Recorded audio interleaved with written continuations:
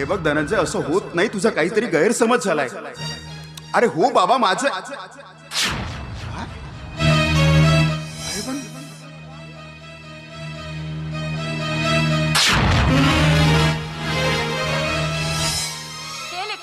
काय झालं सांगशील का मला? संपलंय का सारं?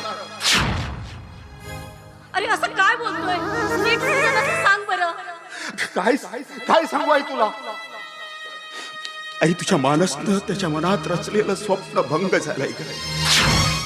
आई, तुला काही वेळापूर्वी मी सांगितलं होतं ना की सचिवालयामध्ये पदभरती आहे, त्यासाठी स्पर्धा परीक्षा झाली आणि त्या स्पर्धा परीक्षेमध्ये मी फर्स्ट क्लास मध्ये पास झालोय. नंतरच माझी इंटरव्ह्यू होती. आई, तुझ्या मानसला चांगल्या पगाराची नोकरी मिळणार होती. मग काय झालं सांग ना. पण त्यात कुणीतरी एका मंत्र्याच्या वशिलानं श्रीमंताच्या मुलाची डायरेक्ट अपॉइंटमेंट करण्यात आली. ती इंटरव्ह्यू रद्द झाली. आई, आम्हा गरिबांचं आयुष्य असंच असतं का ग? आमच्या गरिबांच्या आयुष्यातील हा काळा कुट्ट अंधार कधीही संपणार नाही का ग? आई, आज गोष्टीचं वाईट वाटतं का की आमच्यासारख्या दीन दुबळ्या अनाथांना, गरिबांना, ओबीसींना या समाजात ताटमानेनं जगता यावं. त्यासाठीच डॉक्टर बाबासाहेब आंबेडकरांनी आपल्या देशाला संविधान दिलंय. पण रोजपणे त्या संविधानाची पायमल्ली केल्या जाते आणि बेचिराख होतोय आमच्यासारख्या कित्येक तरुणांचं आयुष्य.